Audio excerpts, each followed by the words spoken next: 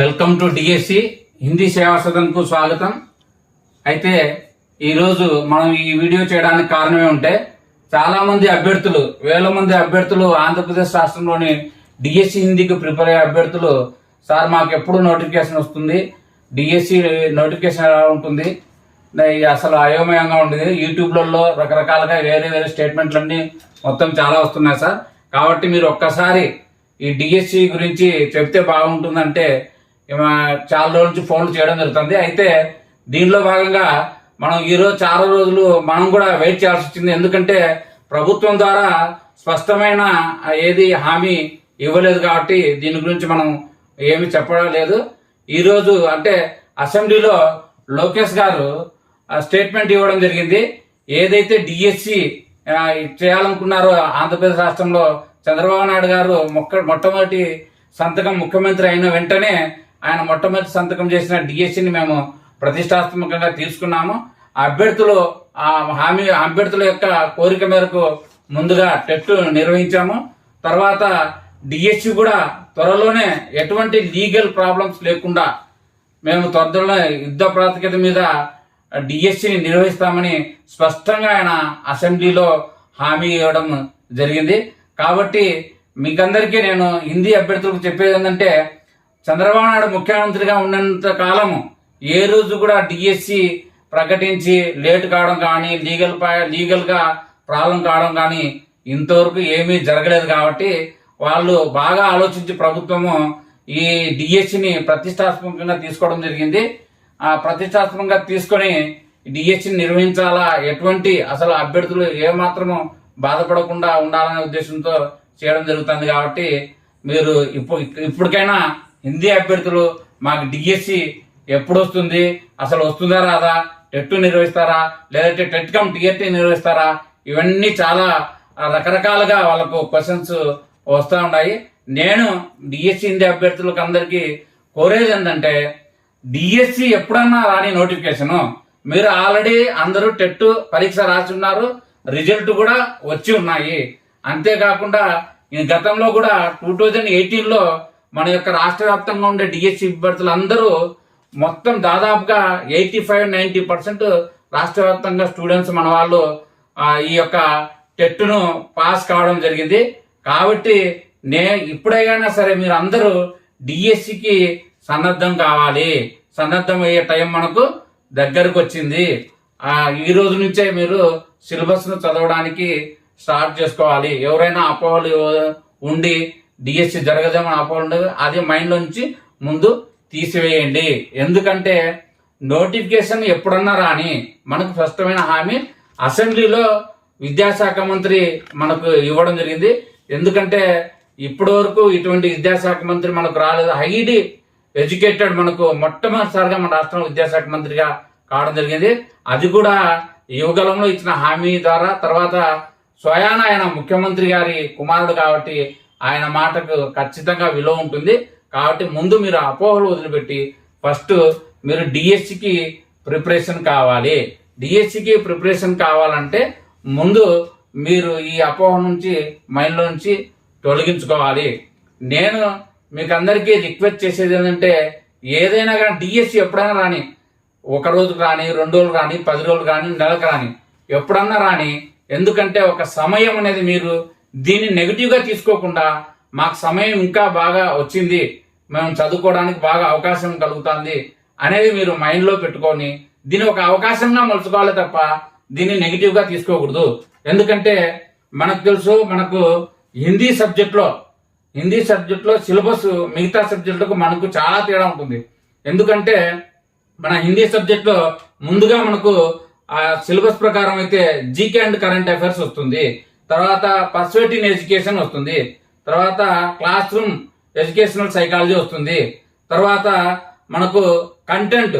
ఇది ముఖ్యంగా వినండి, కంటెంట్ ఎలా ఉంటుందంటే మనకు సాహిత్యము, 6th to 10th class text books, తర్వాత వ్యాకరణం, రచనలంకారు, బోలియా, ఇట్లా చాలా సబ్జెక్ట్ ఉంటుంది కంటెంట్ లో. మనకు మాత్రమే హిందీ వాళ్ళకు మాత్రమే కంటెంట్ అని చెప్పి ఈ అన్ని సబ్జెక్టులు వస్తాయి. కానీ వేరే వాళ్ళకు అలా ఉండదు. కేవలం వాళ్ళకు సబ్జెక్ట్ అంటే 6th నుంచి 10th వరకు ఉండే కంటెంట్ మాత్రం వస్తుంది. మనకు చాలా డిఫరెంట్, చాలా ఎక్కువ సబ్జెక్టు మనకు కంటెంట్ లో ఇవ్వడం జరుగుతుంది. అదే విధంగా మెథడాలజీ కూడా 20 మార్కులకు ఇవ్వడం జరుగుతుంది. కాబట్టి మనము ఈ సబ్జెక్ట్ మిగతా వాళ్ళకు మనకు చాలా సబ్జెక్ట్ తేడా ఉంటుంది అనేది ముందుగా మన వాళ్ళు హిందీ వాళ్ళు దీన్ని గమనించాలి.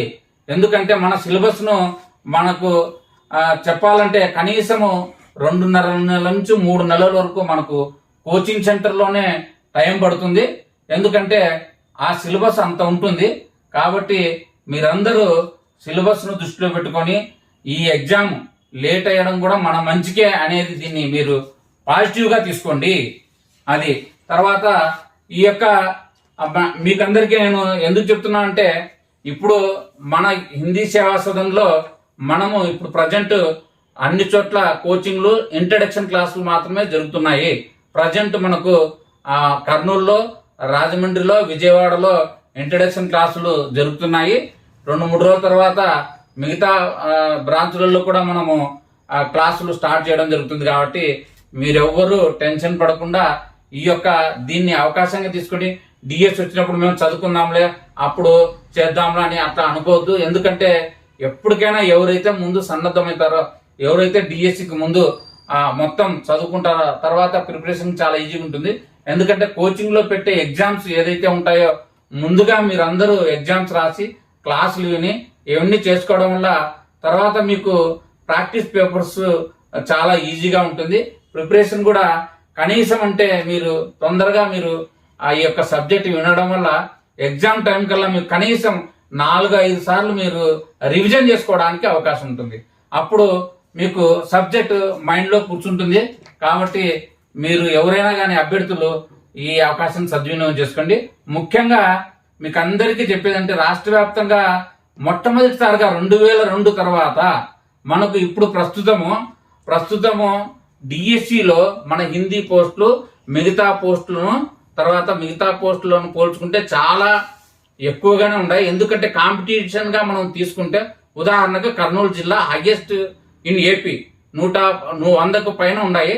ఆ తర్వాత మోడల్ స్కూల్లో కూడా టీజీట్ ఉంటాయి. అలాగే మనకు ఈస్ట్ గోదావరిలో కూడా 80కి పైగా ఉన్నాయి. తర్వాత వెస్ట్ గోదావరిలో 40కి పైగా ఉన్నాయి.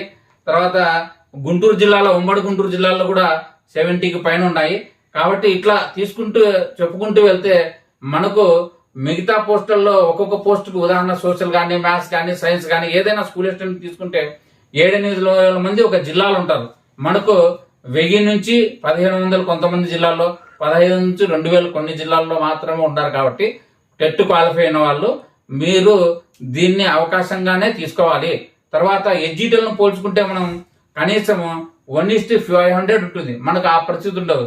ఎందుకంటే ఈ మనకు క్వాలిఫై అయిన వాళ్ళు తక్కువ. ముఖ్యంగా మహిళా అభ్యర్థులకు నేను చెప్పేది ఏంటంటే మహిళా అభ్యర్థులకు ఒక రిజర్వేషన్ క్యాండిడేట్ ఎవరైనా ఎస్సీ, ఎస్టీ, బీసీ ఎవరైనా ఉంటారనుకుందాం. ఉదాహరణ ఉంటే వాళ్ళకు ఓపెన్ జనరల్, ఓపెన్ ఉమెన్, వాళ్ళ క్యాస్ట్ జనరల్, క్యాస్ట్ ఉమెన్ ఇట్లా 4 చోట్ల వాళ్లకు ఉద్యోగం సంపాదించడానికి అవకాశం ఉంటుంది. ఎందుకంటే కొన్ని సందర్భాల్లో 40-50 మార్కులు కూడా ఉద్యోగాలు వచ్చిన రోజులు ఉన్నాయి. ఇప్పుడు మనము తెలంగాణ డిఎస్సి రిజల్ట్ ను చూసుకుంటే 30-35 మార్కులు కూడా మనకు డిఎస్సిలో ఉద్యోగం రావడం జరిగింది. కాబట్టి క్యాస్ట్ లో ఖచ్చితంగా ఆ అవకాశం ఉంటుంది. మన హిందీ ఫీల్డ్ లో మొత్తం దాదాపుగా 90% మహిళా అభ్యర్థులు ఉంటారు. కాబట్టి మీరు ఖచ్చితంగా మా హిందీ శాసనం కోచింగ్ కి వచ్చి దీన్ని ప్రయోజనం చేసుకోవాలని మీకు తెలియజేస్తున్నాను.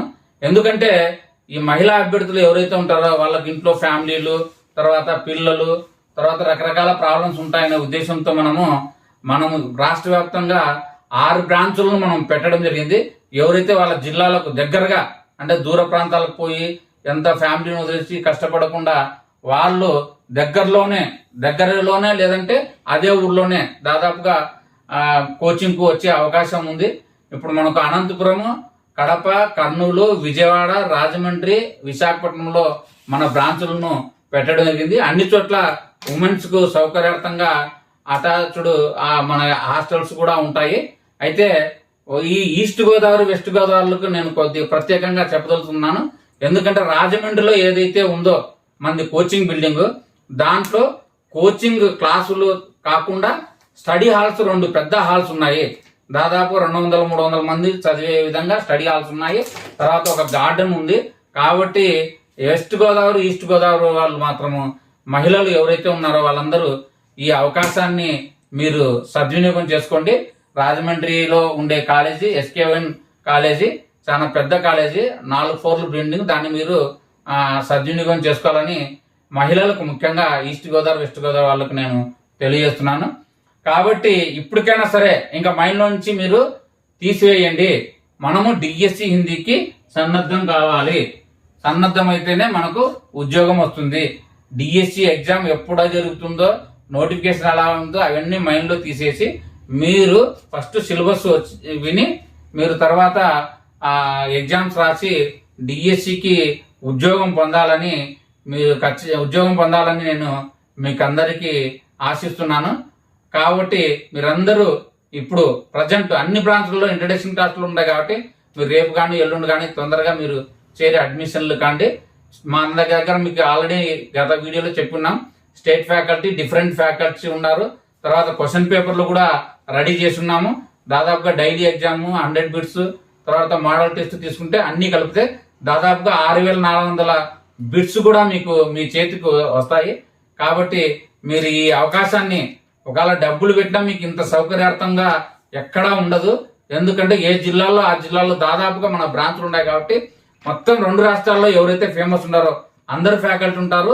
తర్వాత ప్రతి సబ్జెక్టుకు 6 నుంచి 7 మంది సబ్జెక్ట్ వైజ్ వేరువేరుగా ఫ్యాకల్టీ, వేరువేరు మీకు లాస్ట్ రస్సు చంద అలంకారం కూడా సపరేట్ మనము లెక్చర్ను పెట్టడం జరిగింది. కాబట్టి మీరు ఈ కోచింగ్కు వచ్చి ఈ అవకాశాన్ని సద్వినియోగం చేసుకుంటారని, ఫస్ట్ మీరు డిఎస్సి ఎప్పుడు పడతారో మైండ్లో తీసేసి ప్రిపేర్ అవుతారని నేను మీకు అందరికీ తెలియజేస్తున్నాను.